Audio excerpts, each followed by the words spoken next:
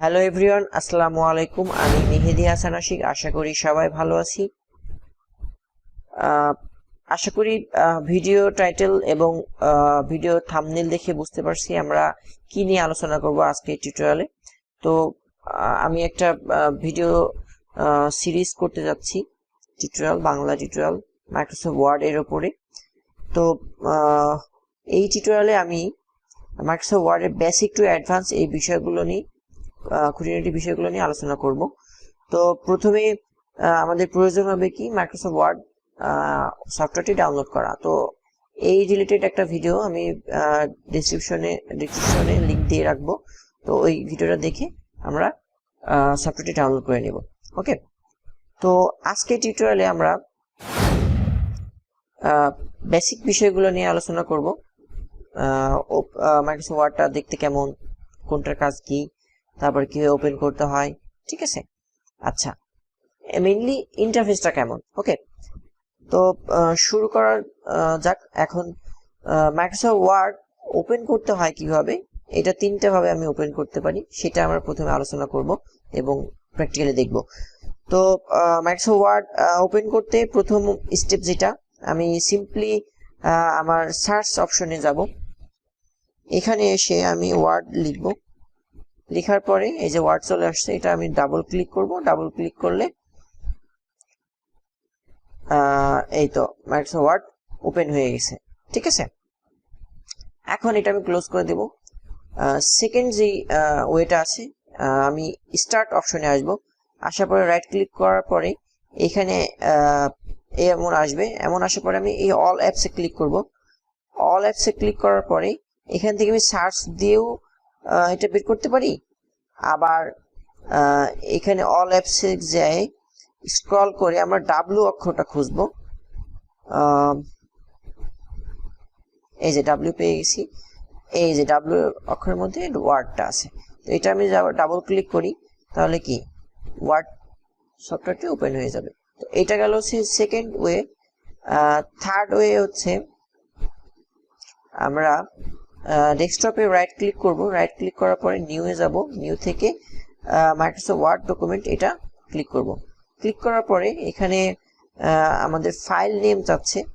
তো আগের যে দুইটা ছিল ওই দুইটাতে হচ্ছে ফাইল নেম সেভ করার কোনো অপশন ছিল না, মানে কাজ করার পরে সেভ করতে হবে বা সেভ করে কাজ করতে হবে, কিন্তু এখানে ফাইল ক্রিয়েট করার সময় নাম দিতে হবে ফাইল নেম। তো আমি এখানে ফার্স্ট ক্লাস দিয়ে আমি হচ্ছে ফাইলটা সেভ করব, দিয়ে ইন্টার দিব।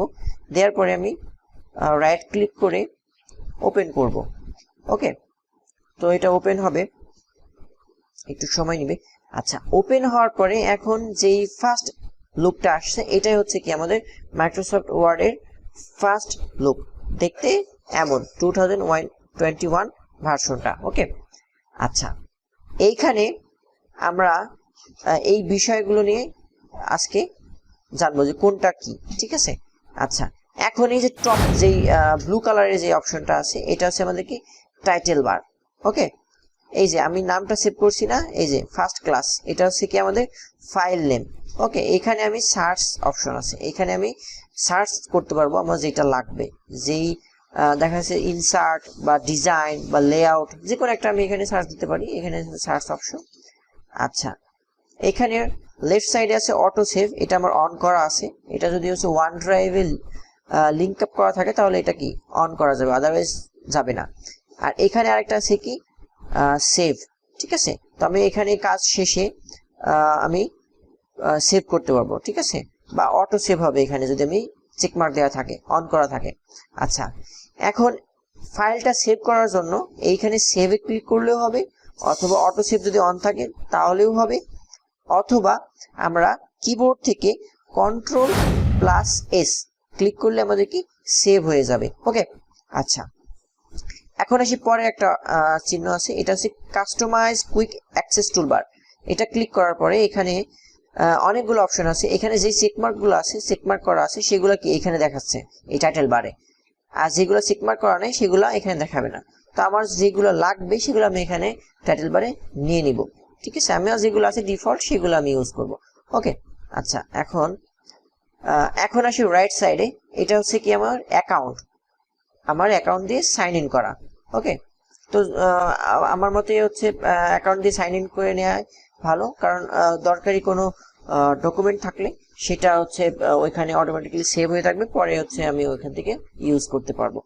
আচ্ছা, এখন আসি তার রাইট সাইডে রিবন ডিসপ্লে অপশন। এখানে ক্লিক করলে তিনটা অপশন দেখাচ্ছে, auto hide ribbon, show tab and commands. Okay, তো এখানে যেটা আছে সেটাই থাকবে। এটা হচ্ছে আমার কি মিনিমাইজ, মাইনাস যে চিহ্নটা আছে এটা হচ্ছে কি মিনিমাইজ। এটাকে ক্লিক করলে আমার ফাইলটা মিনিমাইজ হয়ে যাবে। আচ্ছা, আর এটা হচ্ছে কি আমার ম্যাক্সিমাইজ, ঠিক আছে, বা উইন্ডোজ 11-এ এমন অপশন আসে আমার যেটা পছন্দ। দেখা যাচ্ছে যে আমি দুইটা কাজ একসাথে করব, তাহলে আমি এটা এই পাশে ওপেন করব, আর আরেকটা হচ্ছে আমি এখান থেকে দেখে নিব যে আমি কোনটা ওপেন করব। তো আমি যদি এটা সিলেক্ট করি তাহলে দুইটা পাশাপাশি আমি অ্যাট এ টাইম ইউজ করতে পারবো, ঠিক আছে। এটা হলো এটার ফাংশন। আচ্ছা, আর এটা হচ্ছে আমাদের কি ক্লোজ অপশন।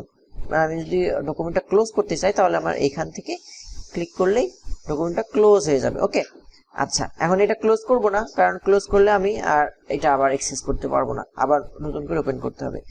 আচ্ছা, এখন আসি এই যে সাদাটুকু, এইখানে এই পুরাটুকু হচ্ছে কি আমাদের রিবন, এই ফুল এই বিষয়টা হচ্ছে আমাদের রিবন। আচ্ছা, এখন এই যে টপ এইটা দেখতে পাচ্ছি, এটা হচ্ছে আমাদের কি রুলার, এটা হচ্ছে টপ রুলার, এটা হচ্ছে আমাদের রুলার, এটাও কি আমাদের রুলার, এটা হচ্ছে সাইডের রুলার, ঠিক আছে। আচ্ছা, এখন এইখানে আরেকটা যেটা দেখতে পাচ্ছি, এই যে এটা হচ্ছে আমাদের কি ভার্টিক্যাল স্ক্রল বার, এটা হচ্ছে আমাদের কি ভার্টিক্যাল স্ক্রল বার। আচ্ছা, এখন আসি নিচে, এইখানে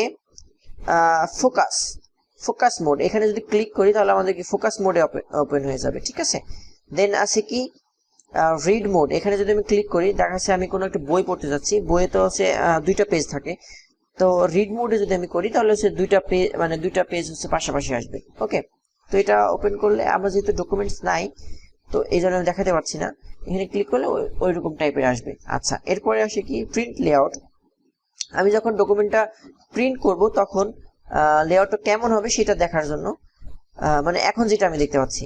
আচ্ছা, এখনও কিন্তু কারেন্ট এইটাতেই আছে, প্রিন্ট লেআউটও আছে। আচ্ছা, এখন আছে কি ওয়েব লেআউট। ওয়েব লেআউট বলতে ওয়েবসাইটের মতো যেমন হয় সেটা আছে সেই লেআউটের মতো। আর এইখানে যে এই অপশনটা আছে এটা হচ্ছে কি জুম ইন আর zoom out. Zoom in zoom আউটটা কোনটা হবে? এইটা।